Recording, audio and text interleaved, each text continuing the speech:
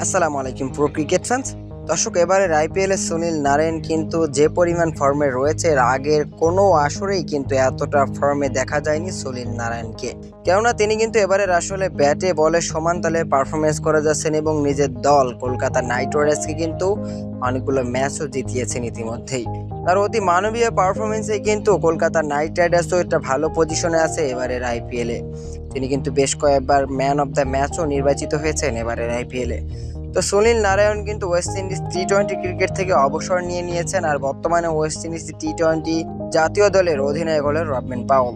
এবং সুনীল নারায়ণের এরকম পারফরমেন্স দেখার পর রবম্যান পাওয়েল কিন্তু অনেক দিন যাবৎ তিনি একটা প্রতিবেদনে বলেছিলেন তিনি 1 বছর ধরে চেষ্টা চালিয়ে যাচ্ছেন সুনীল নারায়ণকে তার দলে অন্তর্ভুক্ত করার জন্য, কিন্তু সুনীল নারায়ণ কিন্তু কোনোভাবেই সাড়া দেন নাই। এবার কিন্তু সুনীল নারায়ণ স্পষ্টভাবে সবাইকে সেই জবাবটা দিয়ে দিলে তিনি আর ফিরতে চান না। সময় ফুরিয়ে গেছে, দুয়ারও বন্ধ হয়ে গেছে।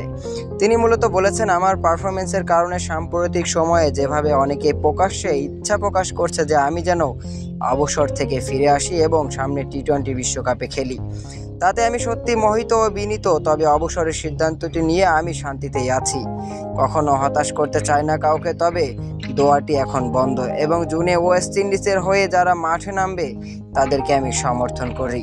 এই কথা বলার মাধ্যমে স্পষ্ট হয়ে যায় সুনীল নারায়ণ আর কখনোই ইন্টারন্যাশনাল ক্রিকেটে ফিরবেন না, আর ফিরতে চানও না।